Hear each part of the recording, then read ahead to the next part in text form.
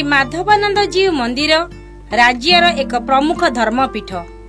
प्रत्येह शह शह दर्शनार्थी निजर धार्मिक और सामाजिक मानसिकता पूरण पाई एठाकू आसी थांती। स्थानर गुरुत्व उपलब्धि करी राज्य सरकार नियाली माधव भावरे एही स्थान को पर्यटन स्थलीर मान्यता देइछंती और सौभाग्यक्रमे निकट अतीतरे मंदिर रूपांतरीकरण योजना रे 4 कोटी 80 लाख टंका अनुदान रे उन्नयन कार्य चालू रही। पर्यटक मानक आकर्षण पई एठारे थिबा एक परित्यक्त और अव्यवहृत आंबतोटा को शहीद स्मृति उद्यान भावरे रूपांतरण करा जाई सर्वसाधारण व्यवहार पई अतिथि भवन, कल्याण मंडप, वनभोजी स्थल इत्यादि निर्माण करा जाईछि। किंतु किछि न्यस्त स्वार्थ गोष्ठी आरंभरू मंदिर और पारिपार्श्विक उन्नयन कार्य को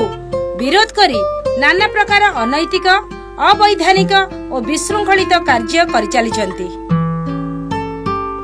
किछि व्यक्ति विशेष प्राय मासाधिक समय हेबो और साधारण संपत्ति शहीद स्मृति उद्यान को ताला पकाइछंती। उद्यानटी जगुआली विहीन होई जिबा परे एठारे चोरी, राहजानी और अनैतिक आचरण देखा देइछि। साधारण लोकंक चित्त विनोदन उद्देश्य रे सरकारंक कोटी कोटी टंका जगा रखा अभावरू नष्ट हेबाकू जाउछि। दिन थिला एठाकू दूर दूरांतररू शह शह जनसाधारण जंजालमय जीवनर अवसाद ह्रास करिबा पई एठाकू आसुथिले। शहीद उद्यान रे उद्देश्यमूलक भावे ताला पड़िबा परे उद्यानटी श्रीहीन होई जाइछि। श्री माधवानंद जीव मंदिर एक सर्वसाधारण अनुष्ठान और यह ओडिशा हिंदू देवतर आईन 1951 द्वारा परिचालित।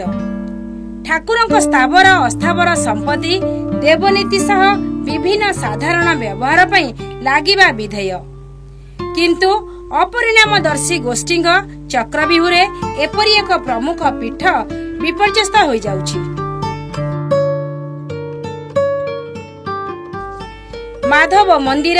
एवं ताहार पारिपार्श्विक संपत्ति विवाद को नहीं शहीद स्मारकी न्यास अनुष्ठान पक्षरु उद्वेग प्रकाश करा जाइछि एवं 15 दिन मध्यरे एहार समाधान करा नगले नियाली तहसील कार्यालय सम्मुखरे विक्षोभ और प्रतिवाद करा जिवो बोली एक दाबी पत्र तहसीलदार को दिया जाइछि।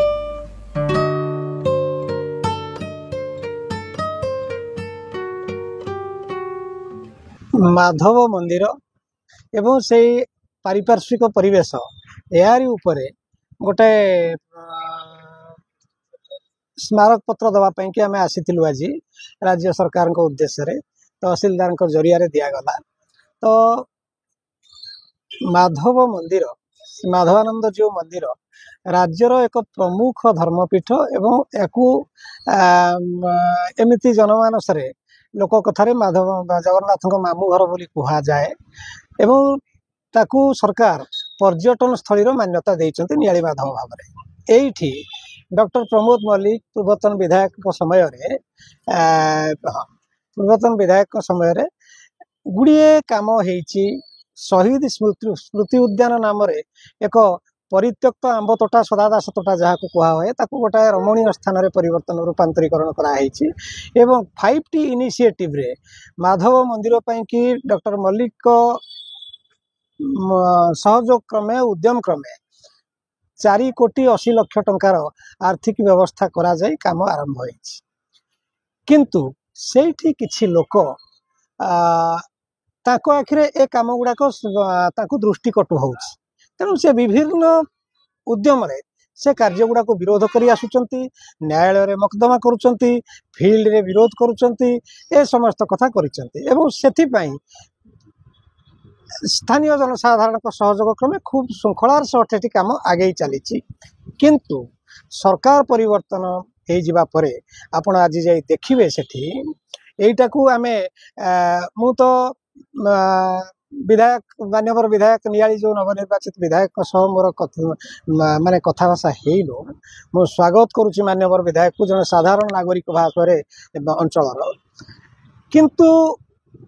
तांकर जो सहयोगी कर्मी माने सेठी अछंती आपण देखिबे शहीद स्मृति उद्यान को आपण आगुरु देखिचंती आज जाई देखिबे ताले सरकार जितिबा गोटा नुआ सरकार आसीबार सफलता कोन एया हैला सेठी देखिबे कोनोसी इलेक्ट्रिक जो सौंदर्य पूरा नष्ट हो गलानी सब चोरी चारी करी नहीं गलेनी सेठी जने सरपंच से कोन करछन ना सेठी जाई ताला पकेइछन एवं ताला खाली पकेई नाहंती जावतीय विशृंखला सेठी करूछन आ जदि ताकू कही से संपर्क रे भलेरे मध्य पचारिला से अनुसूचित जाति वर्गर लोक कागज खंड आनी थाना पकईदे मत बाड़े माइले शोधिले अनुसूचित निर्यातना आईन टाक लागू कले भाव में अपकर्म सेठी चली एवं प्रशासन जितेबाला बैठक डाकुचंती से बैठक को मध्य विभिन्न आड़ देकरी गड़े दि जाउछि तेणु मोर कहवा कथा होछि आमे एइथिपई आज आसीथिलु जे माधव मंदिर तार श्रृंखलित परिचालना जहाँ चली आउ टिके श्रृंखलार सह चालू शहीद स्मृति उद्यान सुरक्षा उन्नयन ପାଇଁ कि प्रशासन यथेष्ट यत्नवान हूँ एवं पीढ़ी पीढ़ी धरी पड़ी सत्व भूसंपत्ति को लेकर माधव ठाकुर जो द्वंद्व लगी रही से जो समस्या को तार गोटाए उचित न्यायोचित समाधान पर प्रशासन गुरुत्व दिंतु एवं खाली गोटे सूचना देवा जे 2021 मसीह ट्रस्ट बोर्ड टे सेतबले सब कलेक्टर वीडियो तहसीलदार आईआईसी को लेकर गोटा ट्रस्ट बोर्ड होता 2021 रु विधि अनुजाई 2 वर्ष से काम करने कथा 2 वर्ष पूरी गला से बोर्ड दायित्व ही नहीं पारला पुणी 2023 मसीह 23 मसीहा सेप्टेम्बर बोध हुए से नुआ ट्रस्ट बोर्ड टे आज दिन पर्यंत से ट्रस्ट बोर्ड बैठक करी मंदिर उन्नयन संपर्क में योजना किसी करना सबुठार बड़ समस्या से होची संपत्तिर भूसंपत्तिर उचित परिचालना सुरक्षा से संपर्क में ट्रस्ट बोर्ड माने किसी करवा अवस्था थिला भली मते लागू तेणु से आम आज गोटा स्मारक पत्र देचु 15 दिन समय दि जाइए 15 दिन भितर जदि उचित पदक्षेप निया न जाए ताहले बाध्य होई आमे गण आंदोलन आश्रय नबू यही कथाटा कहवाई आसलु माधवानंद जीव को मंदिर एवं माधव जीव संपत्ति ये केवल माधव रे सीमित नुहे जेतु सारा ओडिशा सारा विश्व जगन्नाथ मामू घर मान्यता मिली जो मिली समस्त जेतु संपत्ति साधारण ओडिशावासी स्वार्थ ए रोची पर्यटन हो बा सांस्कृतिक विकास हो तेणुक सरकार के स्तर में जते शीघ्र समाधान करने दरकार ये अंचलवासी को न्याय मिलवा संगे से माधव जी संपत्तिर केमती ठीक भाव रक्षण उपयुक्त रक्षणाबेक्षण दायित्व नवा दरकार जो सदादास तोटारे गोटे पार्क करा माधव मंदिर साइड रे भी पार्क करा सेठी कौन केवल माधव लोक जाऊले ऑल ओडिशा लोक जाऊले तो आपड़ कहे कि नियालीवासी हिसाब से जेबे एबे नष्ट हवा को जाऊँ कौन आपनकर विचार नाई सदा बाबा जो सदा दास तोटा केमिति अव्यवहृत अवस्था 4 वर्ष तलू पड़ा ये अंचलवासी जानते जदि से एते टंका खर्च करा जाए बहुत दूर उन्नतिमूलक काम कराई ये अंचलवासी काम राज्यवासी काम लगे ताकू माधवरी कहवा ठीक हेनी ये सारा ओडिशावासी जेहेतु गोटे आकर्षण केन्द्रबुद्ध माधव मंदिर साची माधवानंद संपत्ति सारा ओडिशावासी समस्या तो उपकृत हो बोली विराट कार्यक्रम से हाथ को नहीं बहुत प्रकार कार्यक्रम करा जायछि ए क्षेत्र जदि नष्ट हवा तो दिया जीवनी नष्ट हेले प्रशासन एथि दायी रही पुरी मंदिर जगन्नाथ मंदिर जो डेवलपमेंट काम है सारा पृथ्वी लोक से जदि मामू घर डेवलपमेंट करा जाउछि तो किसी लोक को कष्ट होछि कहीं हो कौन तार समाधान बात सरकार यही ओडिशा रे जो भावगत संस्कृतिगत जो चेतना रही उज्जीवित करने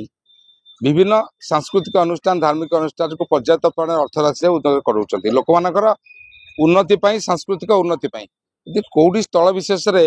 ये माधवानंद मंदिर जगन्नाथ मामू घर विश्व प्रसिद्ध मामू घर मान्यता पाइला जब कौटी किसी त्रुटि रोते प्रशासन यथाशीघ्र आप कार्यानुष्ठान नहीं समाधान करने दरकार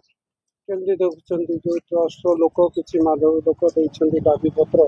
15 दिन समय देखते केमती देखुं जदि प्रशासन यहाँ किसी पदक्षेप न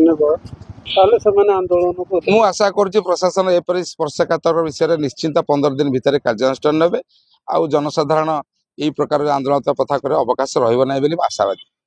ओडिया अस्मिता कहले आमर जो प्राचीन संस्कृति अच्छी परंपरा अच्छी या वर्तमान सरकार ताकू दायित्व सहकार पालन करने दरकार। आउ माधवानंद मंदिर प्रथा अनुसार जगन्नाथ महाप्रभुंकर मामू घर भी विवेचना करा जाउची एवं से मंदिर अति प्राचीन मंदिर तार कौन रक्षणाबेक्षण पूर्व सरकार बहुत व्यवस्था ग्रहण करथिले। मु व्यक्तिगत भाव में मतामत देवी जे वर्तमान सरकार पूर्व सरकार कार्य को समीक्षा करी पुनर्बार बोर्ड गठन करी माने अधिक रु अधिक विशेषज्ञ कमिटी डकई तार केमिति सुचारू रूपे संरक्षण करा जाई परिबो तार विधिवत व्यवस्था ग्रहण करा जाओ। 1999 मसीहा सुपर साइक्लोन महाबात्या परे से पूरा ध्वंस हो जाइथला माने पड़िया कहले अत्युक्ति हेबनी। पूर्व सरकार बहुत मेहनत पूर्वक ता देहरे बहुत जिनस करा जाइछि पार्क हिछि लोक माने भी बहुत खुशी ताकू आ ध्वंस न करी तार अधिक रु अधिक केमती सौंदर्य लाभ करि परिबो। पर्यटन क्षेत्र मान्यता तो पूर्व सरकार देथिले याकू आगे नवा पे आमे जनसाधारण हिसाब रे आमे अनुरोध करियो। श्री श्री माधवजी मंदिर नियाली अंचल स्वतंत्र परिचय रही माधवजी मंदिर को लेकिन आ पूर्वर जो पूर्व सरकार थिले एवं जो पूर्वतन विधायक मध्य थिले से मध्य तार रक्षणाबेक्षण पई सेटारे मध्य किछि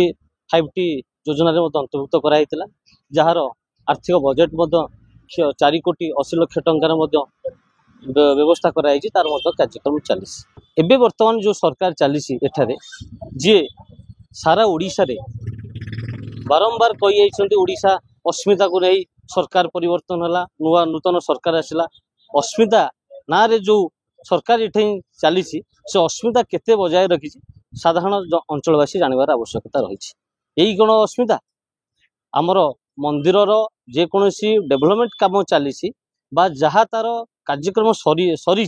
से कार्यक्रम को वर्तमान सरकार को आम अनुरोध करुचु से तार रक्षणाबेक्षण करने सहित तार केमती आग को बढ़ी चलो एवं तार केमती विकास हो पार आम अंचल से आमर एठार जो मैंने रोचे जनप्रतिनिधि मान आम अनुरोध करुचु एवं अस्मिता जदि ये माधवजी मंदिर विकास हम ताल आम भावु जे निश्चित भाव में ये अस्मिता बंचाई रखापी जनप्रतिनिधि प्रयास जारी। आईना